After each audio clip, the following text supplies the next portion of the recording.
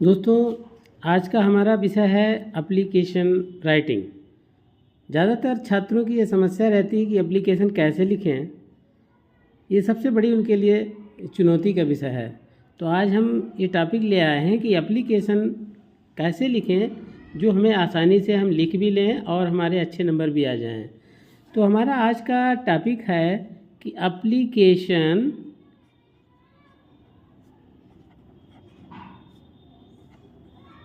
Writing.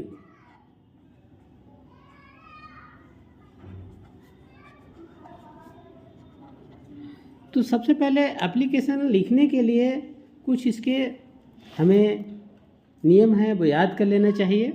तो सबसे पहला एप्लीकेशन का एक फॉर्मेट होता है, उस फॉर्मेट के हिसाब से ही एप्लीकेशन लिखनी है।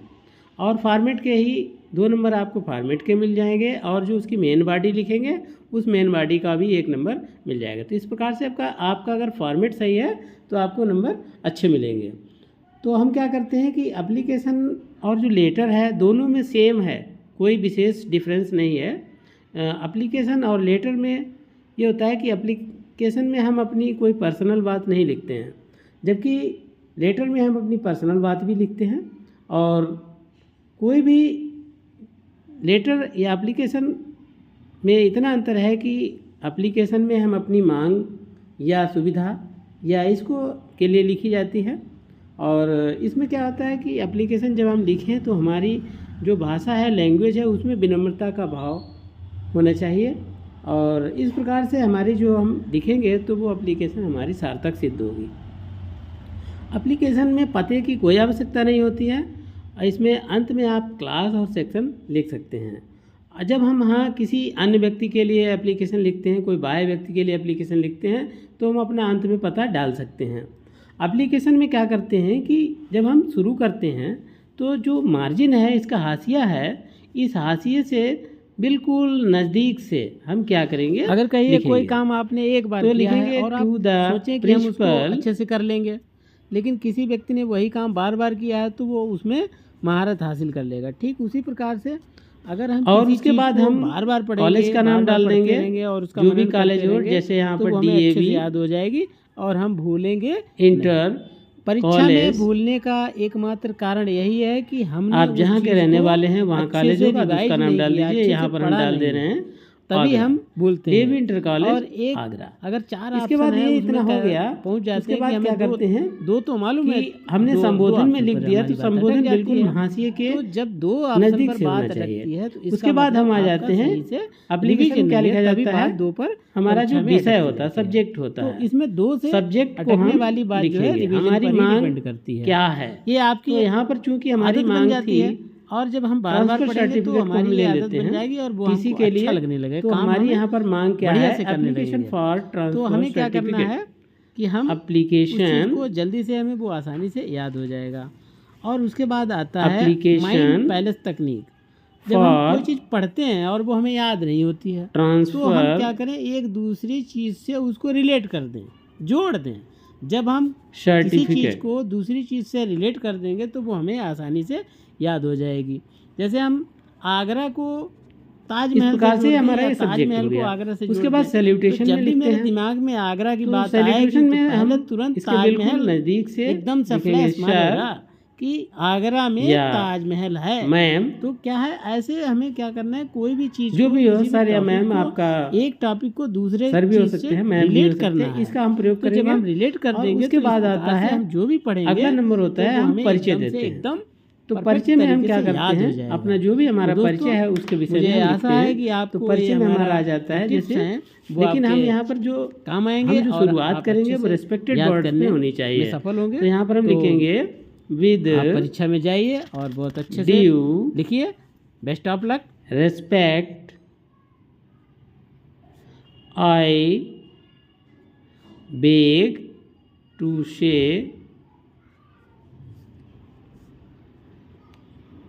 that I am a student of class. आपका जो भी क्लास है, यहाँ पर मान लिया हम क्लास 10th भी को ध्यान में रख करके बता रहे हैं, तो क्लास 10th भी हो गया। Of your college. तो ये हमने अपना क्या किया, अपना परिचय दे दिया। अब इसमें समस्या हमारी क्या आ गई है कि my father has been transfer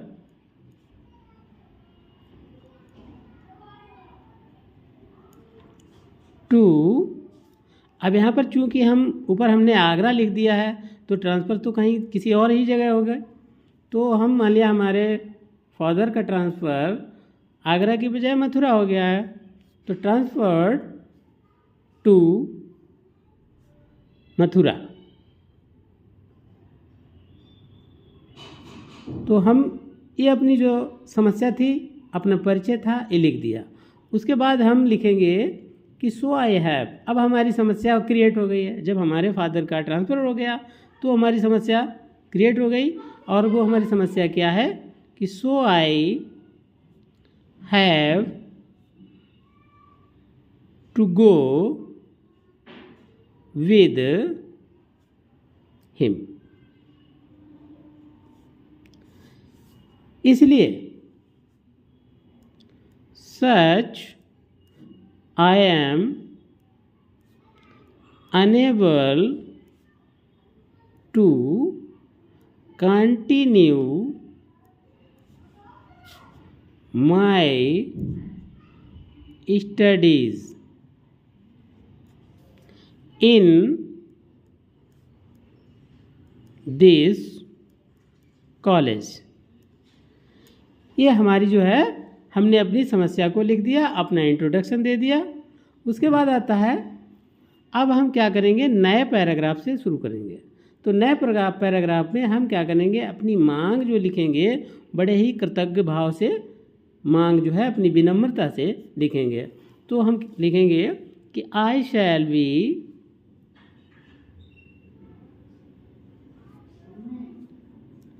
highly obliged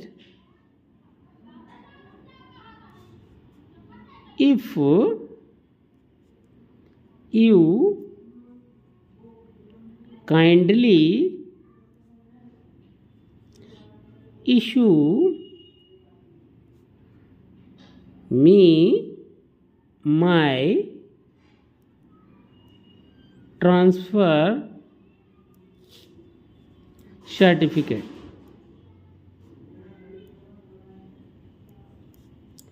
and assist me in my admission there। उसके बाद आ जाएगा, आप थैंकिंग कर देंगे, थैंकिंग यू, और डेट डाल देंगे मार्च 7, 2025। उसके बाद अपना पते में योर ओबिडेंटली नेम XX या ABC और क्लास 10th B, और उसके बाद सेक्शन डाल करके आप एप्लीकेशन को यहाँ पर समापन कर देंगे। इस प्रकार से जो भी आप एप्लीकेशन लिखेंगे तो उसमें आपको सबसे पहले क्या ध्यान रखना है, इस विषय पर हम आपको संक्षिप्त रूप से फिर एक बार बता देते हैं। तो वह है कि सबसे पहले आप क्या करें, एप्लीकेशन का जो फॉर्मेट है उस फॉर्मेट का विशेष रूप से ध्यान रखें। और वो फॉर्मेट है आपका, सबसे पहले आप जो संबोधन है वो मार्जिन छोड़ करके करें। उसके बाद सब्जेक्ट है, आप अपना सब्जेक्ट को लिखें, और उसके बाद सैल्यूटेशन में लिखें। उसके बाद आता है कि जो आप इंट्रोडक्शन दे रहे हैं, अपना परिचय दे रहे हैं, उस परिचय को लिखें। और परिचय देने के साथ ही आपके साथ जो समस्या क्रिएट हुई है उस समस्या को लिखें। और उसके बाद आप अपना निदान के लिए अपने प्रिंसिपल या सर से उसके विषय में लिखें। और उसके बाद आप उनका आभार जरूर व्यक्त करें, वो भी बहुत ही विनम्र भाव में, विनम्र बहुत पोलाइटली वर्ड्स में। और उसके बाद थैंक यू का धन्यवाद व्यक्त करें और डेट डाल करके, और उसके बाद आप अपना पता, your obediently ABC, roll number और क्लास 10th। तो इस प्रकार से बच्चों ये एप्लीकेशन आप लिख सकते हैं। और लेकिन फॉर्मेट का विशेष ध्यान रखना है, फॉर्मेट पर ही नंबर डिपेंड करते हैं। तो मुझे आशा है कि आपको ये काफ़ी मदद करेगी।